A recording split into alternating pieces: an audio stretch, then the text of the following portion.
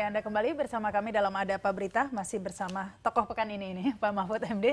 Ya, Pak Mahfud, meski Anda tadi mengatakan belum bulat memutuskan, tapi akan diputuskan pada April, Maret atau April 2013, tetapi Anda tidak mengingkari bahwa memang arahnya ke situ ya, Pak ya. Nah, sejauh ini bagaimana Pak nih persiapan untuk menuju ke sana itu, Pak?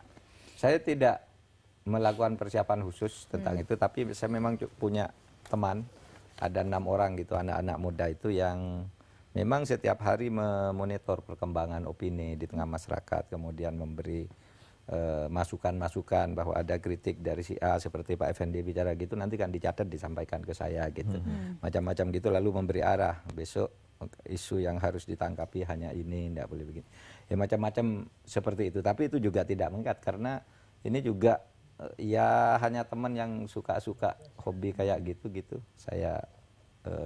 Saya setuju ketika dia mengusulkan membentuk. Apakah masukan-masukan itu yang kemudian Pak Mahfud berkomentar tentang isu-isu yang krusial ya, ketika Pak Mahfud mengatakan wah ini jangan-jangan ada mafia narkoba di istana? Kalau itu enggak. Saya lebih banyak spontan kalau isu-isu yang apa namanya bikin geger itu.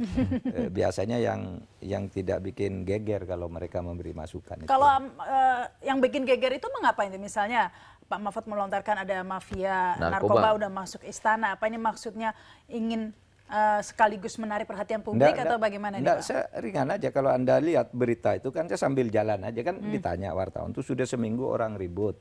Kenapa sih Pak Ola itu diberi gerasi? Boleh enggak? Saya bilang kalau secara hukum tuh boleh. Tapi ada kenapa gerasi itu diberikan kan gitu. Faktanya Pengadilan Tangerang, Pengadilan Jawa Tinggi, lalu Mahkamah Agung, PK semua menyatakan si Ola ini penjahat, bukan korban gitu. Kok tiba-tiba Pak SBY bilang ini hanya korban gitu. Sehingga dia harus dikasihani dan diberi gerasi. Itu kan berarti masukannya salah. Lalu saya bilang jangan-jangan benar ya, saya bilang. Jangan-jangan benar dugaan itu bahwa memang mafia itu sekarang sudah masuk ke istana. Karena sebenarnya mafia itu prakteknya sudah masuk ke penegak hukum yang lain kan, polisi, jaksa, saya sebut juga semua, pengadilan. Jangan-jangan sekarang masuk ke istana gitu aja sambil jalan, tetapi itu yang jadi berita besar kemudian. Anda tidak takut dikatakan wah ini ada tuduhan menuduh ada mafia? Enggak, saya kan istana. tidak menuduh. Makanya di setel aja semua yang saya katakan tidak ada menuduh. Yang bilang menuduh itu kan kemudian Pak Sudi Silalahi. Keji betul menuduh istana. Mana saya menuduh, saya bilang. So, kalau saya mau menuduh dengan yang lebih gencar kan bisa cari isu yang lebih berat lagi dan mungkin lebih bisa dipertanggungjawabkan gitu ya. Tapi Anda sempat ingin minta maaf begitu? Enggak pernah. Nggak pernah ya, meskipun diinginkan seperti itu. Enggak pernah minta maaf. Kalau Anda melihat sepak terjang Pak Mahfud ini dari dulu ya, selalu memang bikin geger ini Pak Effendi ya. Dari pertama dulu yang saya ingat Anggodo nih yang paling bikin geger. Ketika memutar rekaman Anggodo, kemudian disusul sampai terakhir. Jadi ya antara lain sebetulnya banyak ya, tapi terobosan yang Anggodo itu luar biasa dalam komunikasi politik kita. Paling tidak mengizinkan rekaman itu diputar, itu kan dicatat dengan sejarah dalam sejarah kita. Tidak pernah lagi ya Pak ya, ada putar-putaran rekaman lagi? Enggak, itu juga diawali ya. Nah, artinya kalau Anda ada di dalam ruangan itu, kebetulan saya ikut bersama teman-teman mendengarkan, wah itu memang pantas sekali kemudian ada semacam teriakan dari Pak Mahfud, yang bagi sebagian orang juga akan terasa keras sekali ya. Waktu itu dikatakan, masa bisa seperti diatur-atur oleh cukong itu. Perlu disebutkan analogi tertentu. Orang akan marah sekali. Sempat juga para ajudannya merasa terjepit lalu mundur gitu. Jadi bukan cuma ajudannya ketua KPK loh. Ajudan ketua MK juga pernah mundur pada waktu itu. Nah tapi begini, yang mungkin menjadi penting selanjutnya adalah saya setuju kalau ada teriakan-teriakan tadi yang memang faktanya terasa demikian. Cuma itu fakta yang terus bisa dipertahankan. Jangan sampai fakta yang relatif kemudian kalau misalnya tidak terlalu muncul, lalu digunakan oleh pihak lain untuk menyerang misalnya. Kalau yang soal mafia narkoba ini, paling tidak yang pertama ada buku Denny Indrayana dulu yang berjudul Negara Para Mafia itu kalau kita baca ya dalam. Jadi, nah setelah itu, kalau misalnya ini di Amerika, saya bayangkan langsung ada yang stand up comedy malamnya dengan mengatakan kira-kira begini ya, untuk menunjukkan bahwa Anda gantikan aja deh stand up comedy-nya. Menunjukkan bahwa misalnya gini, Anda tahu ketua MK kita. Stand up dulu dong. Iya dong, ketua kira-kira gini aja lah sambil duduk. Anda tahu ketua MK kita mengatakan jangan-jangan mafia narkoba sudah masuk ke istana katanya. Tetapi setelah kami melakukan riset stand up comedy di Amerika kan begitu. Kami catat-catat ternyata ketua BNN juga mengatakan Indonesia itu akan bebas narkoba atau narkotika kira-kira 2015. Kenapa tidak 2013 atau 2014? Kemungkinan benar mafia yang masuk ke istana itu selesainya 2014. Itu kalau stand up comedy di Amerika akan begitu. Jadi jangan-jangan ada beberapa pihak yang percaya juga pada apa yang dinyatakan oleh Pak Mahfud, sehingga membuat prediksinya itu 2015 baru kita bebas narkoba. Kalau di Amerika saya yakin Jay Leno, terus kemudian Conan O'Brien dan di sini David cukup Letterman Effendi Ghazali saja akan ya. membahas seperti itu. Tapi maksud saya ada alasan-alasan di belakang itu sebelum sampai ke sana. Ditambah lagi dengan setelah dibahas di banyak forum, ternyata memang ada kesalahan kan informasi yang disampaikan oleh beberapa rekomendasi itu ternyata tidak sampai ke Pak Presiden atau didengar secara berbeda oleh Pak Presiden, sehingga akhirnya itu sesuatu yang menyedihkan ya. Tapi Pak Mahfud berteriak soal narkoba bukan cuma itu.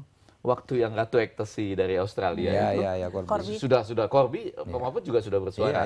Jadi konsistensi seperti ini juga akan dilihat oleh orang gitu. Nah, apakah masyarakat kita menyukainya? Tadi itu penelitian untuk kalangan yang relatif menengah ke atas ya. Elit lah. Elit gitu. Nah memang harusnya dilengkapi dengan masyarakat bawah, karena saya punya kekhawatiran sebagian masyarakat bawah kita ya itu adalah masyarakat yang sangat banyak memakan telenovela.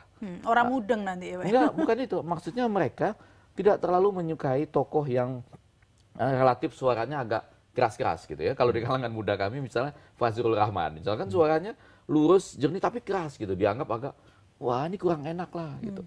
Nggak mestinya telenovela itu kalau yang menang itu adalah tokoh yang di tengah-tengah, yang tidak terlalu keras.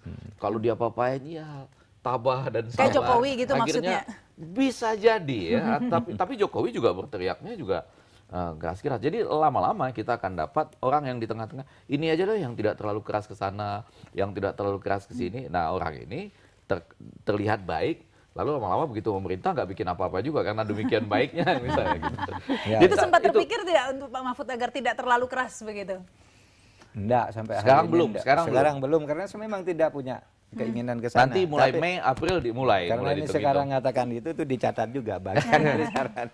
Nanti tiba-tiba berubah nanti Pak Mahfud kayak Jokowi nanti jadi kalem, jadi enggak. Boleh jadi. Kalau itu terjadi berarti terpengaruh dari Pak Effendi. Oh enggak, bukan. Justru agak masalah tuh. Selama ini kan saya menyebut Mahfud MD, bahkan kadang-kadang saya plesetkan Mahfud MK sebetulnya. Cuma begitu ini berubah, gaya terobosan-terobosan ini, orang mungkin menyebutnya Mahfud DM lagi, bukan Mahfud MD gitu. Kenapa? Ini yang jelas, menerangkan dan diterangkannya itu jelas gitu ya.